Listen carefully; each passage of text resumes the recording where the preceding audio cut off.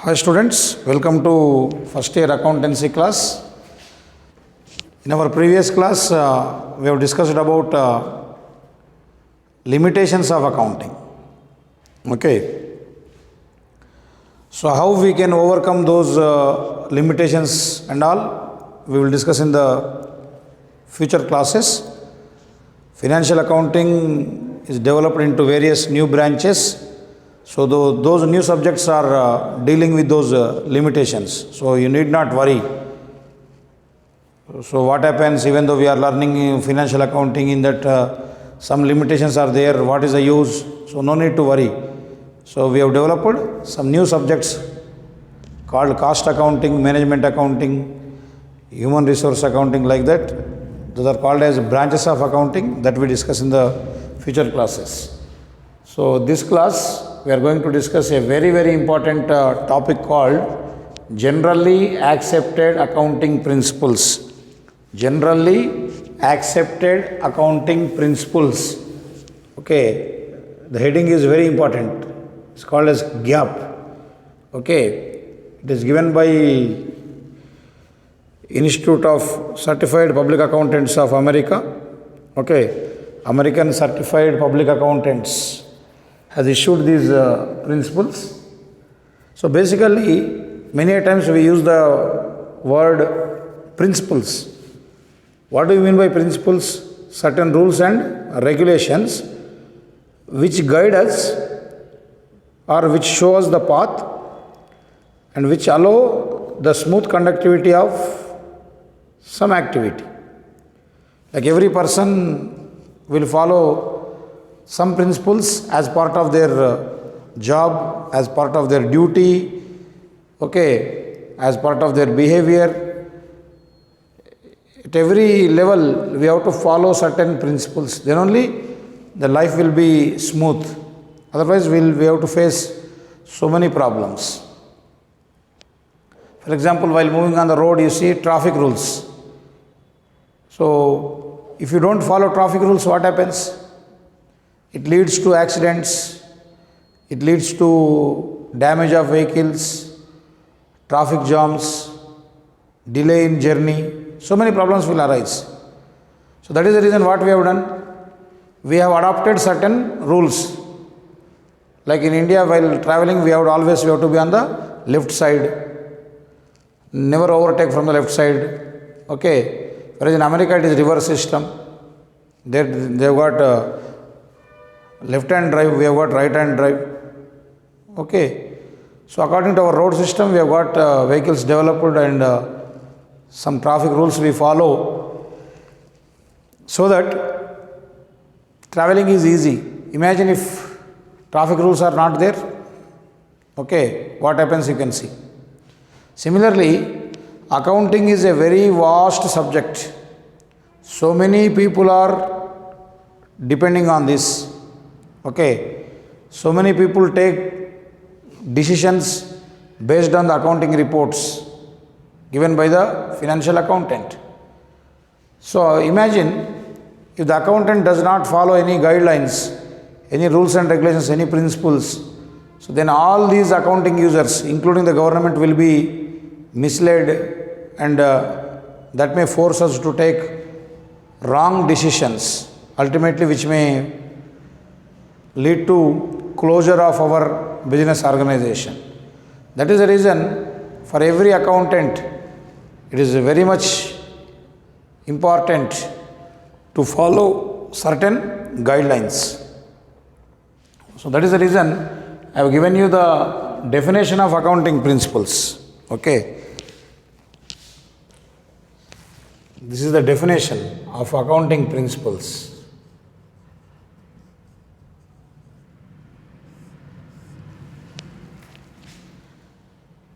What did I write here?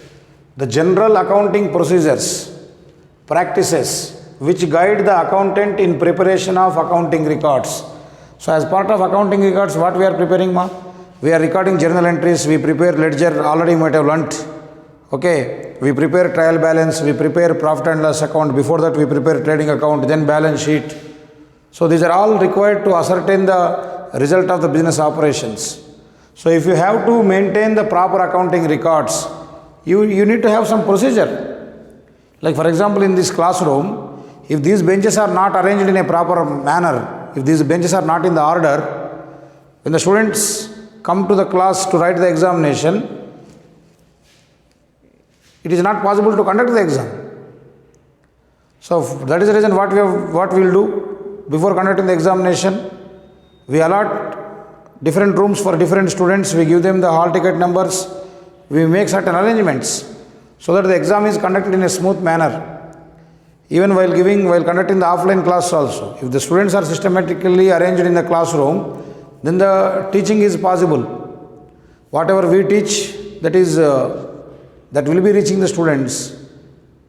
So if these things are not following, that means we are not following any rules regarding timing, regarding the subject, duration, etc., then we don't achieve our goal. So here also, in order to record the transactions in a proper manner, that is called accounting records, we have to follow certain procedures, and we need to have some practice. Okay, so the total accounting procedures and practices which guide the accountant, that means they show the path, how you have to prepare the records, what are the rules you have to follow, all those together called as accounting principles.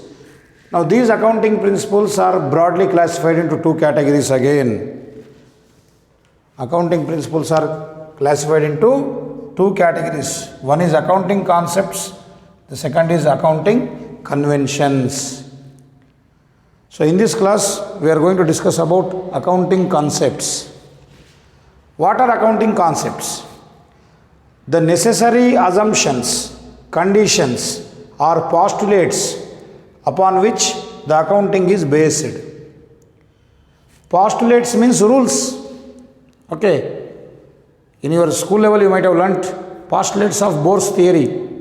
Okay. Regarding atomic model, various scientists give the rules, postulates. So assumptions, yes, this should be like this may be like this is to be like this, you have to assume something. So without having some assumption, without having some condition, without having some rules, accounting is not possible. So all the rules, all the conditions, all the assumptions we make in order to record the accounting put together is called as accounting concepts. Accounting concepts are those rules and regulations, those assumptions which help the accountant to record the business transactions in a systematic manner. Because while giving the definition of bookkeeping, I told you, what is bookkeeping? It is the science and art of recording the business transactions in a systematic manner. How come that word systematic comes? When you can be systematic? You are systematic when you follow some rules, guidelines, when you follow some strict procedures. Clear? Then only you are called as systematic. So that is what you have to do. For example, what are practices? What are procedures? For example, you see a doctor. So nowadays, due to COVID, whenever you are approaching a doctor or any hospital, so the doctors are wearing gloves, they have got a mask, okay, they have got cover for their hair. So that is the practice, that is the procedure they have to follow. Before going to the operation theatre, every doctor wears a green dress, everything is covered. Or even before the COVID also, if the doctor has to go for any surgery, so he will cover his entire nose, ears, hair, okay, green dress. Why? This is a procedure. In order to save himself from the infections and all, and to save the patient from infections, they take certain precautions. That is what called as practice and procedure you have to do. If not, we will get a worst result, or the result may not be good. Clear? Like you see, when you write the examination, while presenting your answers, we follow some procedures. Like we draw the margins, we put the side headings, okay, we write the question number. Sometimes we use capital letters to highlight something, then we highlight with some color pen, so that the answer is presented in a systematic manner. Okay, that gives us the clarity. These are called as procedures which we have to do in order to get a better result. So similarly here in accounting also, yes, the main objective of accounting is to ascertain the result of business operations. Okay, like to find out the profit or loss and to find out the financial position of the business organization. That is the prime objective of the accountant. But in the way of ascertaining that profit or loss or such financial position, in order to get that result, he has to follow certain rules and regulations. Those rules and regulations are called as accounting concepts. Among them, the very first one is business entity concept. This is the basis for all journal entries. If you don't know these accounting concepts, then it will become very difficult to write down the journal entries. That is the beginning. Like in English, your learning starts from learning the alphabets. If you don't know A, B, C, D, you cannot write words. If you cannot write words, you cannot write sentences. You cannot write paragraphs. You cannot write pages. Even you can't read also. Forget about writing. Even if you don't know A, B, C, D, you cannot read the sentence what is written in the book. Many times even students struggle. In Twin Cities I have seen many students after coming to intermediate also, they can't read the English paragraph. That is the pity, that is the pathetic situation of Hyderabad education system. Okay, what we are learning is only always formality purpose. Officially we are from English medium, okay, but we don't know how to write a letter to the principal asking leave, asking some certificate. We don't know the spelling, okay, of certain words. If something is dictated, I have seen in the past, if in the classroom the notes are dictated, the students struggle to write down. They say, sir, tell the page number from the textbook, we will copy. Okay, or they ask for spelling. Okay, if it is a difficult word, we can say that spelling if they are listening for the first time. But even for the common words, simple words also, they don't know the spellings. Just last week I had been to a shop. The student who has done his intermediate is going to join BTech first year now, is struggling to write the word guarantee. Okay, when I have taken a product and I asked him to mention the word guarantee of 1 year for the product,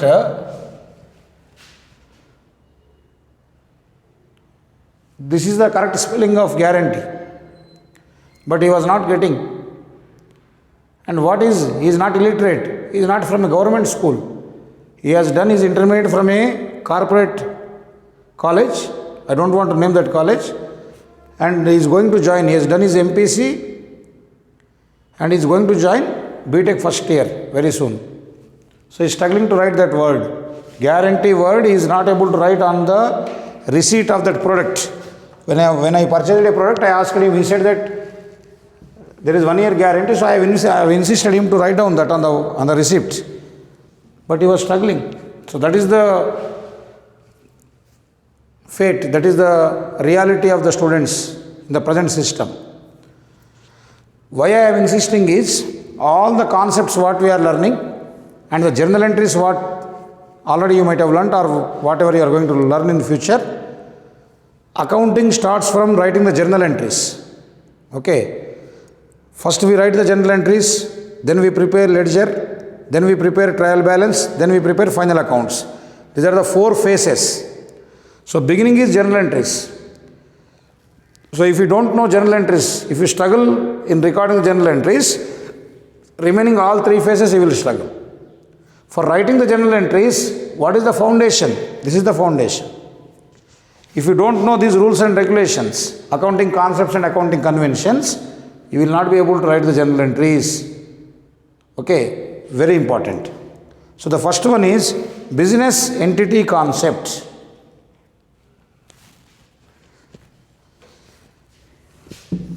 Regarding accounting conventions, we discuss later.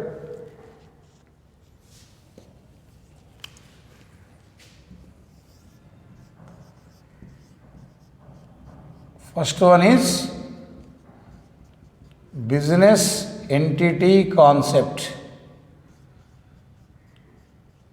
or at CPT level it may be called as only entity concept. Business entity concept or entity concept. What it states is, whenever a proprietor starts a business,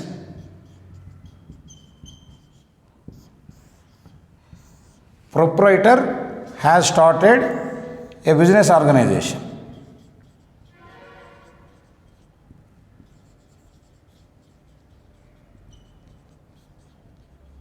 Okay. So while writing the accounting transactions, financial transactions, you have to assume that the proprietor and the business organization are two separate entities. You can see there is no link. Proprietor is separate and business organization is separate. Okay. That means while recording the transactions in these accounts, in the books of this business organization, do not mix, do not club the personal transactions of this proprietor. Okay, for example, this proprietor, say Mr. X, has invested 5 lakhs rupees capital. Okay, capital is 5 lakhs rupees. This is 5 lakhs.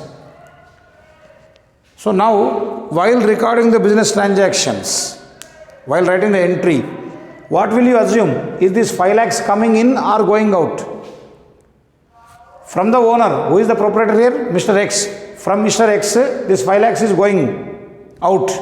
But for this business organization, it is coming in. Because you are the business accountant of the business organization, you are the accountant of the business organization, you have to assume that this cash is coming in. Proprietor is separate. So business organization is taking this 5 lakhs rupees capital from Mr. X, from the proprietor. So for this business organization, this capital becomes liability because it is to be paid back. I told you many times, what is liability? Something which we have taken from others and which is to be repaid later. जो बाद में चुकाना है वो liability होता. So here, proprietor is giving 5 lakhs rupees to business organization according to business entity concept. Even though this proprietor is owner, this proprietor has started this business organization, we have to treat them separately. Business is separate, proprietor is separate. Business is taking capital from the proprietor. After closing the business, it has to repay. Okay, that is the reason capital becomes liability. After completion of your graduation, when you go and when you attend various interviews, at intermediate level, you may be by-hearting what is business entity concept. You will mug up maybe 2 lines or 3 lines, some definition will be there in your material, in your textbook. You by-heart and you will write the examination, you will get marks. But when you go for interviews or at CPT level, they don't ask you to define business entity concept. They give in a reverse manner. Okay, in CPT various questions comes. Mr. X has started a business by investing 5 lakhs rupees as capital. The accountant has recorded 5 lakhs rupees as liability. Is it right or wrong? How do you justify? So then you have to mention this.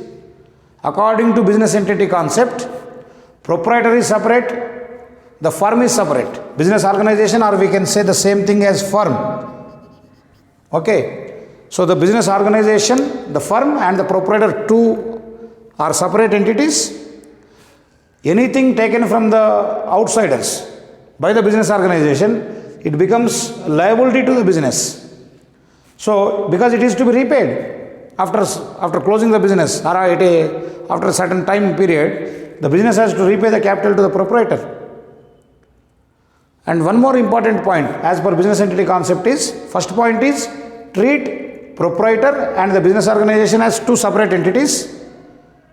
Second is always record the entries, the transactions from the business point of view, not from the proprietor point of view or not from the customer point of view. What is happening in the business, you think that.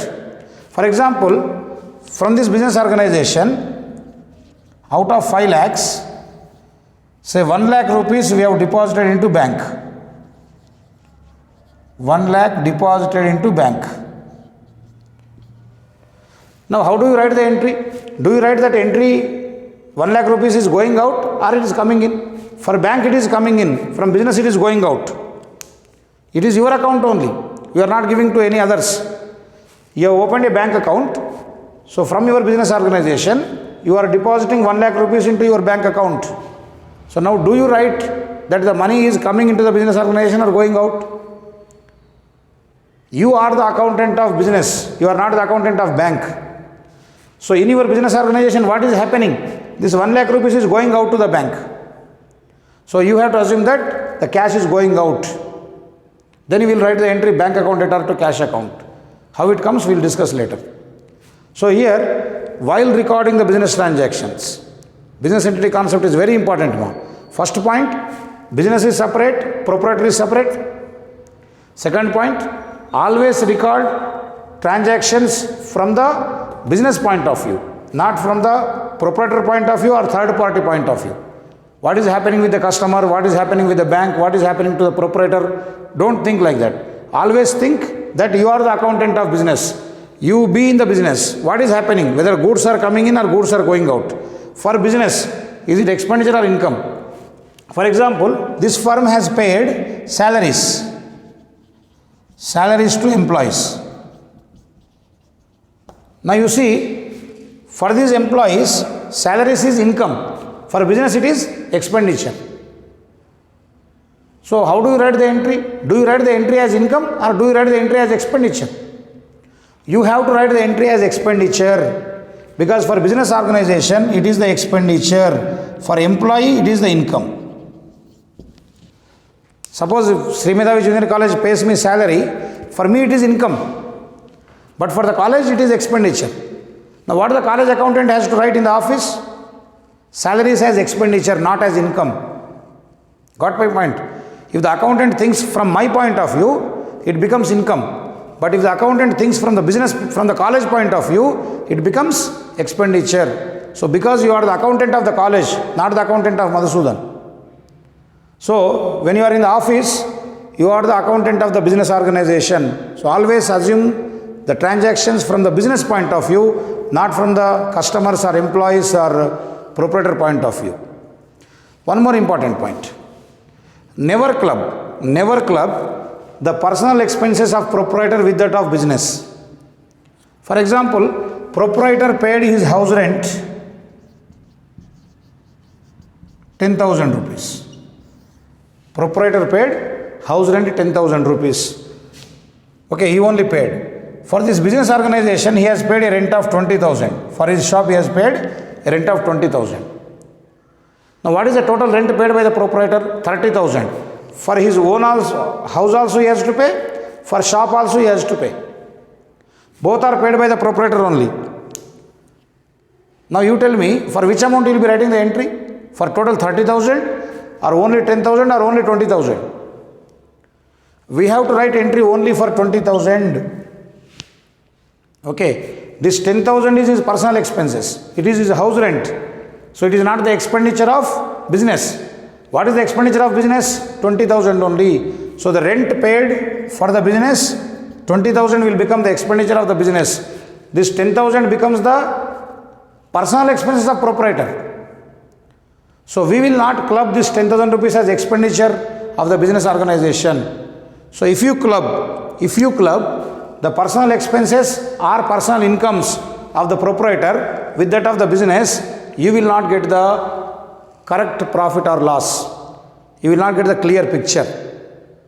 You are not supposed to mix everything. You have to be very clear. What is going on with the proprietor? What is going on in the business organization? Never ever club the personal transactions, personal expenses or personal incomes of proprietor with that of business. Say for example, proprietor has got some agriculture land. So he receives 1 lakh rupees income from agriculture land. Don't write this 1 lakh rupees income of business organization. Don't record it as income. It is the income of the proprietor from his agricultural lands. So that is his personal income. By selling your goods, if you receive some income, you record over here. So you have to be very particular now. Always you have to record the transactions which belong to your business organization only. Unless until it affects your business organization's balance or business organization activity, you don't record. Don't club the proprietor's expenses and incomes of business expenses and business incomes. Otherwise, your profits and losses which you calculate, which you get the result at the end of the year may not be correct. So that is the reason we have to follow business entity concept. That is the main thing. So 3 points. Proprietor is separate, business organization is separate. Second point, always record the business transactions from the point of view of business, not from the proprietor's point of view. The third is, never ever club the personal expenses of proprietor or personal incomes of proprietor with that of the expenses and incomes of the business organization. Okay, keep them separately. Then only you will get the clear picture of the business organization.